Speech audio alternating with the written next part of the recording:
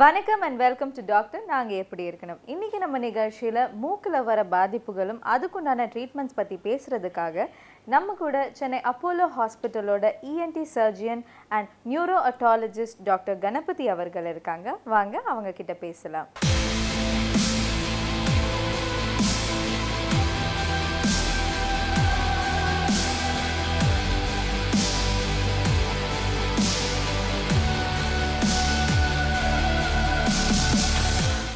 வணக்கம் டாக்டர். வணக்கம்மா. So doctor, our third day, அதாவது நம்ம நோஸ்க்கு என்ன மாதிரியான பாதிப்புகள் வர்றதுன்னு சொல்கிறதுக்கு முன்னாடி நம்ம மூக்கோட ஒரு ஃபங்க்ஷன் மட்டும் சொல்லுங்கள். ஏன்னா எங்களுக்கு எல்லாருக்குமே வந்து மூக்கு வந்து ஓகே ஒரு ஸ்மெல் பண்ணக்கூடிய ஒரு உறுப்பு அப்படின்றது மட்டும்தான் தெரியும். ஸோ வேறு என்ன மாதிரியான ஒரு ஃபங்க்ஷன்லாம் வந்து மூக்குலேயும் நடக்குதுன்னு கொஞ்சம் சொல்லுங்கள். மூக்கோட மெயின் ஃபங்க்ஷன் வந்து ப்ரீத்திங். யா, ஸ்மெல் வந்து செகண்டரி தான். ஸோ ப்ரீத்திங் வந்து ரொம்ப முக்கியம். அது ஸோ இப்போ ப்ரீத்திங் நமக்கு மூச்சு விட முடியல அப்படின்னு சொல்லி மூக்கு அடைச்சிடும். அடுத்தாவது நீங்கள் மூக்கு அடைச்சதுன்னு நிச்சயமாக உங்களுக்கு வந்து ஸ்மெல் பாதிப்பு ஏற்படுறதுக்கு சான்ஸ் இருக்குது. இது ரெண்டு நம்ம காமனாக தெரியக்கூடிய ஃபங்க்ஷன். மூணாவது என்னன்னு கேட்டிங்கன்னா, அந்த மூக்குக்கு ஃப்ரண்ட்டில் வந்து கொஞ்சம் அந்த ஹேர்ஸ் இருக்கும். அது விப்ரிசேன்னு பேர் இங்கிலீஷில். இது என்னன்னு கேட்டிங்கன்னா, நமக்கு காற்றுல வரக்கூடிய பாக்டீரியா டஸ்ட்டு கிஸ்ட் எல்லாத்தையும் அடித்து நமக்கு வெளியில் தள்ளிட்டு உள்ளே நமக்கு ப்ரொடெக்ட் பண்ணக்கூடிய ஒரு ஃபங்க்ஷன் அதுக்கு இருக்குது. ஓகே. அடுத்த ஃபங்க்ஷன் கேட்டிங்கன்னா, காதுக்குள்ளே மூக்குக்குள்ளே இந்த மியூக்கஸ் மெம்பரேன்னு சொல்லுவோம். அதில் சிறிய ஒரு ப்ரஷ் மாதிரி இருக்கும். அந்த ப்ரஷ் மாதிரி இருக்கக்கூடிய என்னன்னு கேட்டிங்கன்னா, அதுவும் நமக்கு வரக்கூடிய அந்த மூக்கு சளி அந்த வரத்தில் அப்படியே புஷ் பண்ணி தொண்டைக்குள்ளே கொண்டு போயிடும். ஸோ இதில் ஒட்டிக்கக்கூடிய அந்த டஸ்ட்டு அந்த கறி எல்லாமே சில சமயம் ட்ரெயினில் போனால் தெரியும். தொண்டையில் போனால் கறி வரும் உங்களுக்கு வந்து. எப்படி தொண்டையில் வருதுன்னு கேட்டிங்கன்னா, மூக்கிலேருந்து தண்ணி அப்படியே அந்த சீலியேன்னு சொல்லுவோம். அந்த சீலியை வந்து அப்படியே புஷ் பண்ணி கன்வேயர் பெல்ட் மாதிரி அதை தள்ளி மூக்கு பின்னாடி கொண்டு வந்துடும். அதை கிளியர் பண்ணக்கூடியது. அடுத்தாப்புல என்னன்னு கேட்டிங்கன்னா, மூக்குக்கு பக்கத்தில் இந்த ஏர்ஃபில்டு கேவிட்டிஸ், காற்றழிவு உள்ள அறைகள், அது சைனஸ் சொல்லுவோம். அது வந்து மூக்குக்கு பக்கத்தில் இருக்குது. ஒரு 8 சைனஸ் இருக்குது மூக்கை சுற்றி. இந்த 8 சைனஸ்லேயும் காற்று அறைகள், அதாவது காற்று இருக்கும், அதில் ஏர் இருக்கும்ல. அந்த ஏர் இருக்கிறதுனால நமக்கு வந்து என்டையர் ஹெட்டே லைட்டாக இருக்கும். உதாரணம் சொன்னோம்னா, பலூன் எடுத்துட்டிங்கன்னா காற்று இருந்தால் நம்ம லைட்டாக இருக்கும்.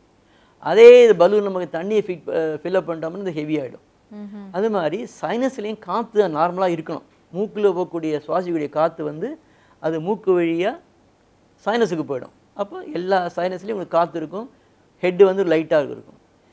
இந்த மூக்கு அடைப்பு ஏற்பட்டுடுச்சு, இல்லை மூக்குக்கும் இந்த சைனஸுக்கும் போகக்கூடிய இடத்துல ஒரு சின்ன ஒரு ஓப்பனிங் இருக்கும், ஓட்டை. அந்த ஓட்டை அடைஞ்சு போச்சுன்னா அந்த காற்றெல்லாம் போயிடும்.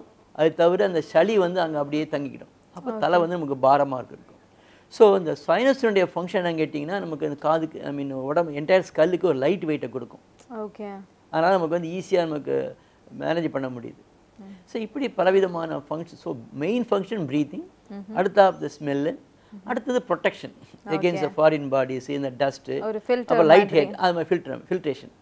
Okay. And also air conditioning facility, அந்த ஹியூமிடிட்டியை நமக்கு வந்து கொடுத்து அதை அழகாக நமக்கு வச்சுக்க நமக்கு வந்து. ஸோ இதெல்லாம் தான் various functions of the nose உங்களுக்கு வந்து. Okay doctor. ஸோ மூக்கில் வந்து என்ன மாதிரியான ஒரு பாதிப்புகள் வருது? ஜென்ரலாக வந்து எல்லாருக்கும் இருக்க ஒரு ஐடியா, ஒரு ஒப்பீனியன் வந்து மூக்கில் காமன் கோல்டு வந்தால் மூக்கு பாதிப்படையுது, நம்ம பிளாக் ஆகிடுது. சைனஸ் ப்ராப்ளம் வரும்போது மூக்கில். இதை தவிர்த்து வேறு என்ன மாதிரியான ஒரு பாதிப்புகள் வருது? இல்லை, மூக்கில் நிறைய பாதிப்பு ஏற்படும். ஆனால் நமக்கு வந்து மெயினாக அந்த காமன் கோல்டை பற்றி அந்த மாதிரி சொல்லணும். ஏன்னா அதில் வந்து நிறைய ஒரு அவங்களுக்கு புரியாத இது இருக்குது. இப்போ காமன் கோல்டுன்னு சொல்லுவாங்க. நாங்கள் படிக்கும்போது இங்கிலீஷில் சொன்னோம்னா treated cold last for 1 week, untreated cold last for 1 week அப்படின்னு சொல்லுவோம். என்ன அர்த்தம் கேட்டிங்கன்னா, கோல்டு பிடிச்சது அது நீங்கள் ட்ரீட் பண்ணிங்கன்னா 7 நாள் இருக்கும், நீங்கள் ட்ரீட் பண்ணாமல் விட்டிங்கன்னா அது 1 வாரம் இருக்கும் அப்படின்னு சொல்லுவோம். அது எதுக்கு சொல்ல வரான்னு கேட்டிங்கன்னா, சில சமயத்தில் நமக்கு இந்த வைரல் ஃபீவர் வந்துடும். இந்த வைரல் ஃபீவர் வந்தால் தான் காமனாக நமக்கு கோல்டு வரும். ஸோ வைரல் ஃபீவருக்கு நமக்கு வந்து ட்ரீட்மெண்ட்டே கிடையாது. ஸோ வைரல் ஃபீவர் வரும்போது ஆட்டோமேட்டிக்காக போயிடும். அதனால் நீங்கள் கோல்டு ட்ரீட் பண்ணாதுன்னு சொல்லுவாங்க. அது ஓரளவுக்கு உண்மையை ஒழியே அது 100% உண்மையை சொல்ல முடியாது. ஏன் கேட்டிங்கன்னா, அந்த வைரஸில் வரக்கூடியது ஓகே, ஆனால் அது வைரஸாக பாக்டீரியாவானாலும் உங்களுக்கு தெரியாது. அது பாக்டீரியா வருதுன்னா அது வந்து அந்த இன்ஃபெக்ஷன் மூக்கில் வந்து சைனஸுக்கு போய் சைனஸ் நமக்கு பாதிப்பு ஏற்படும். அது கொஞ்சம் குணமாகும், பட் நாளடைவில் திரும்ப திரும்ப அந்த பாதிப்பு ஏற்பட்டு பெர்மனண்ட்டாகவே சைனஸ் நமக்கு வந்து ப்ராப்ளம் கொடுக்க ஆரம்பிச்சிடும். அதனால் அது ஆர்டினரி கோல்டுனா இந்த வைரஸ் பிடிச்ச கோல்டா இல்லை அது பாக்டீரியா வரக்கூடிய கோல்டாங்கிறது உங்களுக்கு வந்து தெரிஞ்ச பிறகு தான் அந்த ட்ரீட்மெண்ட்டை நீங்கள் கொடுக்கணுமா வேண்டாமாங்கிறது நிர்ணயிக்க முடியும். ஓகே. ரெண்டாவது, அந்த கோல்டு நம்ம வந்து இக்னோர் பண்ணிட்டோம், நீங்கள் கோல்டு நம்ம ட்ரீட் பண்ணால் விட்டுட்டோம்னா அதனால் வரக்கூடிய விளைவுகள் ஜாஸ்தி. எப்படின்னு கேட்டிங்கன்னா, ஏற்கனவே நான் நேற்றுக்கு சொன்னபடி அந்த மூக்குக்கும் காதுக்கும் சின்ன ஒரு டியூப் கனெக்ஷன் இருக்குது. ஸோ இந்த வைரஸில் வரக்கூடிய கோல்டு வந்து சம்டைம்ஸ் அதை பாதிக்கிறதுக்கு சான்ஸ் கம்மி. ஆனால் பாக்டீரியாலாம் வரக்கூடிய கோல்டு வந்து காதை பாதிக்க சான்ஸ் ரொம்ப ஜாஸ்தி. ஓகே. எஸ்பெஷலி சில்ட்ரனுக்கு, குழந்தைகளுக்கு. ஏன் குழந்தைகளுக்கு வரும்னு கேட்டிங்கன்னா, அது ஒரு இங்கை நமக்கு ப்ளாட்டிங்கில் பேப்பரில் போட்டால் எப்படி நமக்கு வந்து ஸ்ப்ரெட் ஆகுதோ அதே மாதிரி மூக்கில் ஒரு கோல்டு வந்துன்னா அது ஸ்ப்ரெட் ஆகி சைனஸுக்கும் போகும், பின்னாடி மூக்கு பின்னாடி போயிடும். மூக்கு பின்னாடி என்ன இம்பார்ட்டன்ட் பார்ட் இருக்குன்னு கேட்டிங்கன்னா, அடினாய்டு அப்படிங்கிற ஒரு சதை இருக்குது. அடினாய்டு என்னன்னு கேட்டால் அதுவும் டான்சில். அந்த டான்சிலுக்கு ஸ்பெஷல் நேம் தான் அடினாய்டு. அது மூக்குக்கு பின்னாடி இருந்ததுன்னா நமக்கு வந்து அடினாய்டுன்னு சொல்கிறோம். இந்த அடினாய்டு வந்து எல்லா குழந்தைகளுக்குமே பிறக்கும்போதே பெருசாகவே இருக்கும். அது வயசாக அந்த அடினாய்டு வந்து சுருங்கி கடைசியில் அது வந்து மறைஞ்சு போயிடும். ஓகே. சில குழந்தைகளுக்கு அது மறையிறதுக்கு முன்னாடி அது வந்து சைஸ் பெருசாக இருக்கும். ஸோ மூச்சு விட முடியாது, வாயை திறந்துட்டு மூச்சு விடுவாங்க. அப்படி மூச்சு விட்டாங்கன்னா என்ன ஆகும், தொண்டையில் இன்ஃபெக்ஷன் வரத்துக்கு ஜாஸ்தி, பல்லு வந்து நீண்டுட்டு வந்துடும், ஏன்னா அதுக்கு ஸ்பேஸே கிடைக்காது. ஸோ நம்ம டென்டிஸ்ட்டை போய் நமக்கு அதுக்கு வந்து பிரேசரிஸ் போடணும்னு சொன்னால் திரும்பி அவங்க சொல்லுவாங்க, நீங்கள் ஏன் டாக்டர் போய் அது மூக்கு அடைப்பு இருக்கான்னு பார்க்க சொல்லுவாங்க. ஸோ அந்த ஸ்டேஜுக்கு போகிறதுக்கு முன்னாடியே குழந்தை மூக்கு திறந்துட்டு மூக்கு அடைச்சிட்டு வாயை திறந்து மூச்சு விட்டுதுன்னு திறந்துட்டுனா டாக்டரை பார்த்து அந்த அடிநாடு எடுத்துட்டோம்னா உங்களுக்கு அந்த கிளிப்பு போடக்கூடிய அவசியமே உங்களுக்கு இருக்காது.